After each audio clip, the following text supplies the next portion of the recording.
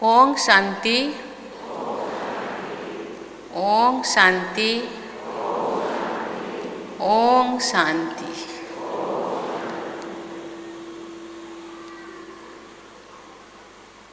इस समारोह में प्रमुख रूप में उपस्थित मंच में विराजमान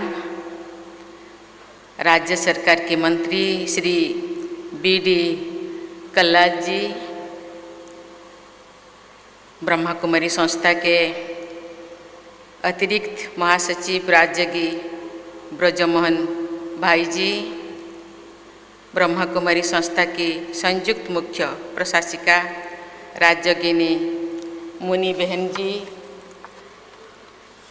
राज्यगी मृत्युंजय भाई जी, राज्यगिनी सुषमा बहन जी, राज्यगी करुणा भाई जी, ब्रह्मा कुमारी राज्यगी ब्रजमोहन भाई जी, ब्रह्मा कुमारी परिवार के सभी राज्यगी भाइयों और बहनों, देवियों और सज्जनों, पहले नया साल 2023 की बहुत बहुत बधाई, बहुत बहुत शुभकामनाएं। पहले वर्ष सितंबर में मेरा यहाँ आने का कार्यक्रम था, लेकिन अपरिहार्य कारणवश उस समय में आप सबके बीच उपस्थित नहीं हो सकी। इसलिए आज आप सबके बीच आकर मुझे अत्यंत प्रसन्नता हो रही है।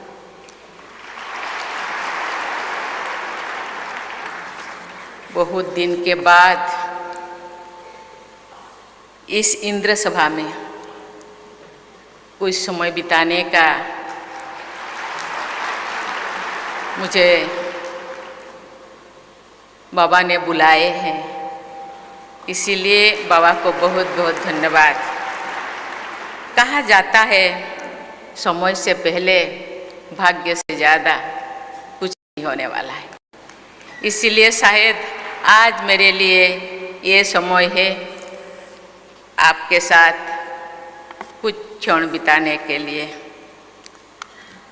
आनंदमय और सफल बना सकते हैं। ये मुझे दूसरे आज़ादी के अमृत महोत्सव के तहत ब्रह्मा कुमारी संस्थान द्वारा शुरू किए जा रहे राष्ट्रव्यापी अभियान rising India through spiritual empowerment का शुभारंभ करने का अवसर मिलना मेरे लिए सौभाग्य की बात है। इस अभियान का उद्देश्य लोगों में जागरूकता बढ़ाना और उन्हें ये समझने में मदद करना कि आध्यात्मिक सशक्तिकरण के माध्यम से कैसे वे अपने जीवन को शांतिपूर्ण, आनंदमय और सफल बना सकते हैं।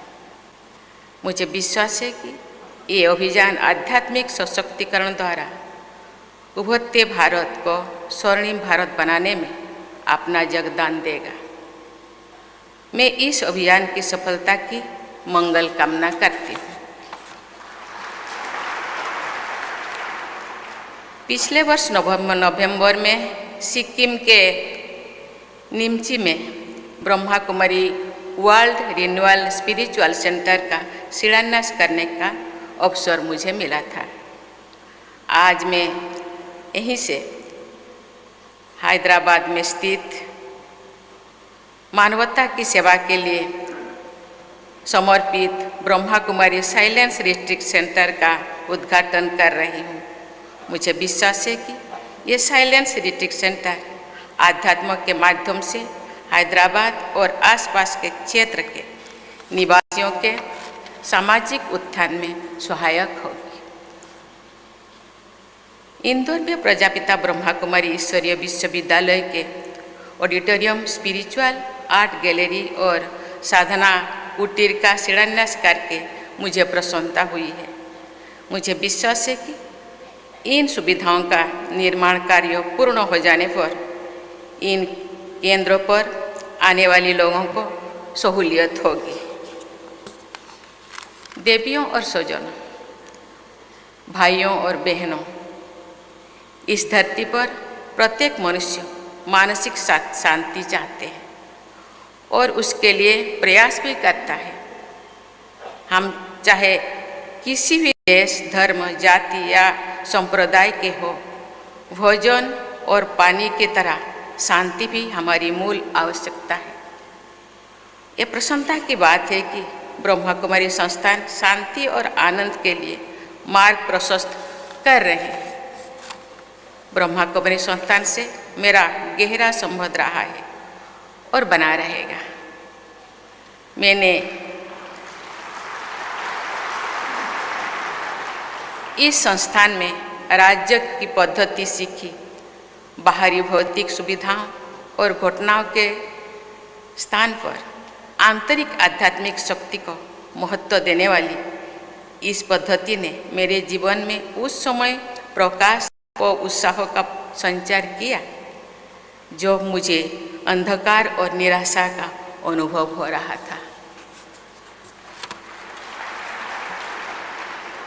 एक गौरव की बात है कि विगत लगभग 80 वर्ष से ब्रह्मा कुमारी संस्थान आध्यात्मिक उन्नति, व्यक्तित्व में आंतरिक परिवर्तन तथा विश्व समुदाय के पुनरुद्धार के लिए अमूल्य योगदान देता रहा है। शांति, अहिंसा और प्रेम पर आधारित सेवा भावना के जरिए इस संस्थान ने होलिस्टिक एजुकेशन, ग्राम विकास, स्वास्थ्य, महिला सशक्तिकरण, डिजास्टर मैनेजमेंट, दिव्यांगजनों की सेवा, अनाथ बच्चों के कल्याण तथा पर्यावरण संरक्षण जैसे अनेक क्षेत्रों में महत्वपूर्ण कार्य किए। इन कार्य के लिए आप सबकी जितनी सराहना की जाए वो कम है। ब्रह्मा कुमारी संस्थान की प्रतिनिधि माताएं व बहनें रक्षाबंधन के दिन विश्व में जहाँ कहीं भी हो वहाँ के लोगों की राखी बांधते हैं। इस प्रकार ब्रह्मा कुमारी विश्व समुदाय के अनेक लोगों को प्रेम का अटूट बंधन में बांधते हैं। ऐसे प्रयासों का भी विश्व शांति के प्रसार पर सार्थक प्रयास है।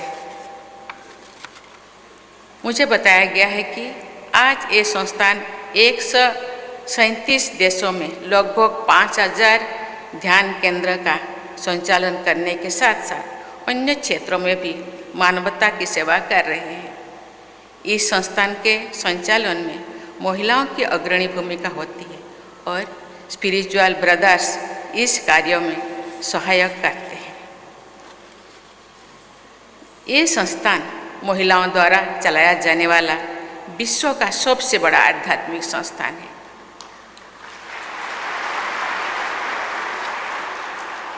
ब्रह्मा कुमारी संस्थान की सफलता ये सिद्ध करती है कि अवसर मिलने पर महिलाएं पुरुषों के बराबर या शायद उनसे भी बेहतर काम कर सकते हैं।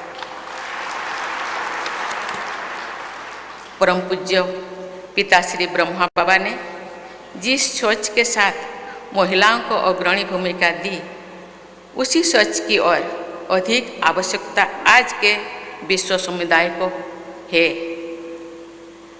अनेक क्षेत्रों में सफलता प्राप्त करने वाली महिलाओं की कार्यशैली और उनके जीवन मूल्यों को देखकर बहुत से लोगों ने ये विचार व्यक्त करते हैं कि यदि विश्व समुदाय का नेतृत्व महिलाओं द्वारा किया जाए तो ऐसा विश्व शायद अधिक सक्षम, सुरक्षित, शांतिपूर्ण, न्यायपूर्ण और प्रेमपूर्ण होगा।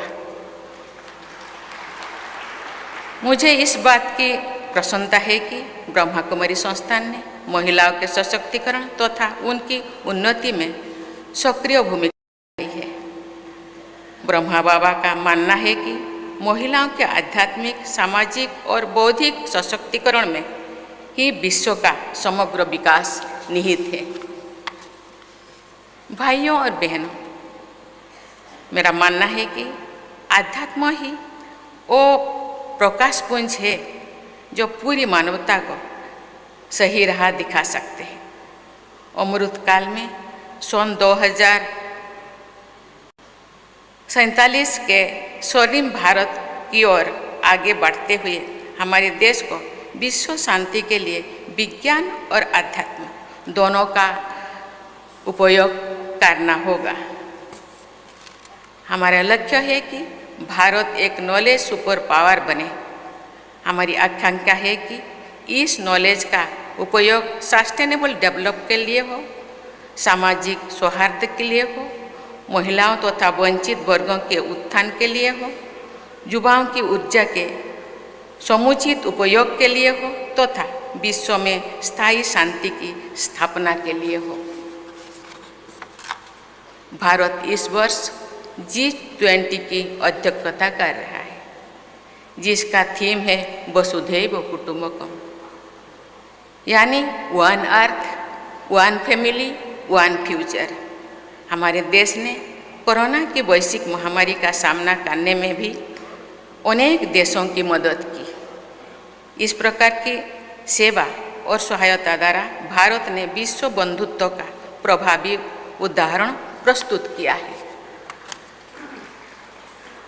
विश्व कल्याण का यही भावना गीता में स्थान स्थान पर दिखाई देता है। एक अध्यात्म में, एक अध्याय में भारत में जो युद्ध क्षेत्र में भगवान श्री कृष्ण ने अपने प्रिय भक्तों के लक्षण जब समझाते थे, भगवान कहते हैं कि उन्हें ऐसे भक्त सर्वाधिक प्रिय लगते हैं जो सर्वभूत हिते रहता, अर्थात सभी प्राणियों के हित में निरंतर कार्यरत रहते हैं। भाइयों और बहनों, आज हमारे सामने जलवायु परिवर्तन के कारण अस्तित्व का खतरा मंडरा रहा है। कोविड-19 महामारी ने भी जलवायु परिवर्तन के व्यापक प्रभावों का उजागर किया है। पर्यावरण का संरक्षण भी एक तरह से आध्यात्मिक सशक्तिकरण ही है,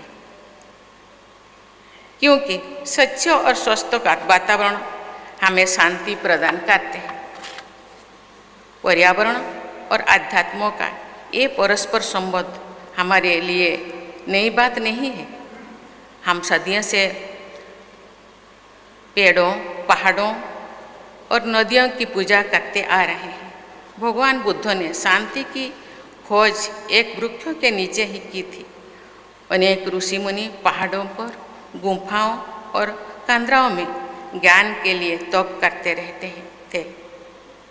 अपने जीवन में शांति लाने के लिए हमें पर्यावरण की रक्षा करनी ही होगी। जलवायु परिवर्तन की चुनौती का सामना करने में भारत ने महत्वपूर्ण पहल की है। हमारे देश ने वर्ष 2070 तक नेट जीरो उत्सर्जन वाली अर्थव्यवस्था बनने का लक्ष्य तय किया है। भारत ने ग्रीन ग्रिड इनिशिएटिव, वन सन, वन वर्ल्ड, वन ग्रिड की पहल भी की है। पर्यावरण संरक्षण से जुड़ी इन संकल्पों ने हमारे देश को अग्रणी और संवेदनशील राष्ट्र के रूप में प्रतिष्ठा प्रदान की है। भाइयों और बहनों, युद्धों और कलह के वातावरण में विश्व समुदाय समाधान के लिए भारत की ओर देख रहा है। अनिश्चितता के इस दौर में अपने राष्ट्रीय हितों की रक्षा करने के साथ साथ भारत विश्व में शांति के अग्रदूत की भूमिका भी निभा रहा है। अपनी संस्कृति और परंपरा के अनुरूप हमारे देश अध्यात्म व नैतिकता पर आधारित विश्व व्यवस्था के निर्माण हेतु सक्रिय है। भगवान बुद्ध, भगवान महावीर, आदि शंकराचार्य, गुरु नानक देव, संत कबीर और महात्मा गांधी की शिक्षाओं ने पूरी विश्व को प्रभावित किया है। ओम शांति का मंत्र अधिकांश भारतवासियों के जीवन का हिस्सा रहा है। आदिकाल से ही हम भारतवासी जल, थल, आकाश वनस्पति आदि सहित सर्वत्र शांति की प्रार्थना करते रहें। दया और करुणा ही भावना भारतवासियों की जीवन मूल्यों में शामिल रही है। भाई और बहनों, मेरी मंगल कामना है कि माउंट आबू से शुरू हुआ ये राइज अभियान सभी देशवासियों को आध्यात्मिक रूप से सशक्त बनाने में हुए भारत को भी एक सशक्त राष्ट्र बनाने में अपना योगदान दें तथा पूरी मानवता के कल्याण को संबल प्रदान करे। राजयोगी ब्रजमोहन भाई जी ने बहुत बड़ी बात कही। मैं ब्रह्मा बाबा को नमन करती हूँ और धन्यवाद देती हूँ कि महिलाओं को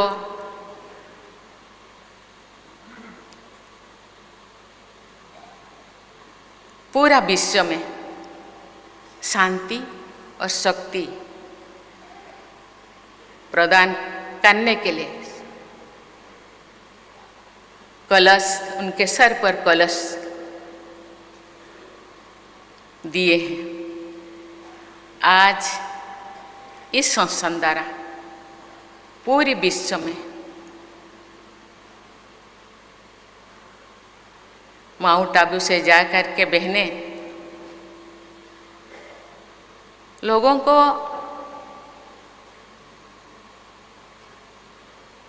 लोगों के मूल्यों को,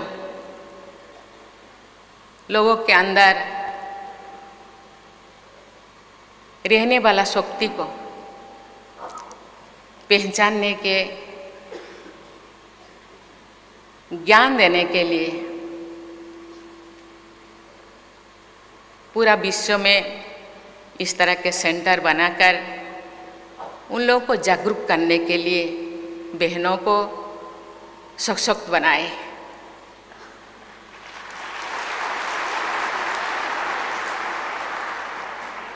आज मैं समझती हूँ देश में जो भी बेटियों के ऊपर, बहनों के ऊपर जो भी ऐसे घटनाएं घटित हो रहे हैं, मुझे लगता है बहनें ही ऐसे शक्ति बनकर आगे आएंगे और लोगों के अंदर जो स्वतः गुण है उसको जागरूक करेंगे। स्नेह, प्रेम, शांति, आत्मीयता, मुझे लगता है उनके अंदर जो विकार है उसको समाप्त करने में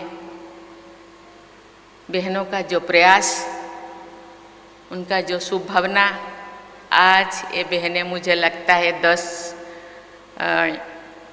या 60 के 70 लाख तो हो गए हैं।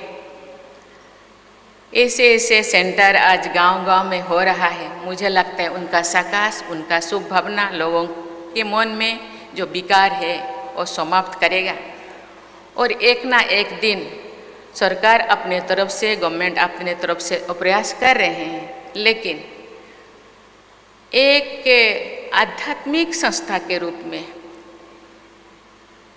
आज केवल ब्रह्मा कुमारी नहीं, बहुत सारे ऐसे संस्थाएं हैं इस दिशा में आगे बढ़ रहे हैं। मुझे लगता है ये वो दिन ज़्यादा दूर नहीं, आहिस्ते आहिस्ते लोगों के मन में आध्यात्मिक भाग जागृत हो रहा है। पुराण महाभारत कहीं पे भी हम देखें ऐसे घटनाएं घटित हो रहा था। मुझे लगता है अभी ये कलियुग है, ज़्यादा ही हो रहा है। कलियुग का मानसिकता को ख़त्म करना होगा और सत्य युग को आह्वान करना होगा और इसीलिए हम लोग सबको प्रयास करना होगा और मन में सद्गुण को हम अपनाना होगा और आगे बढ़ना होगा। थैंक यू, धन्यवाद। जय हिंद, जय ओम शांति।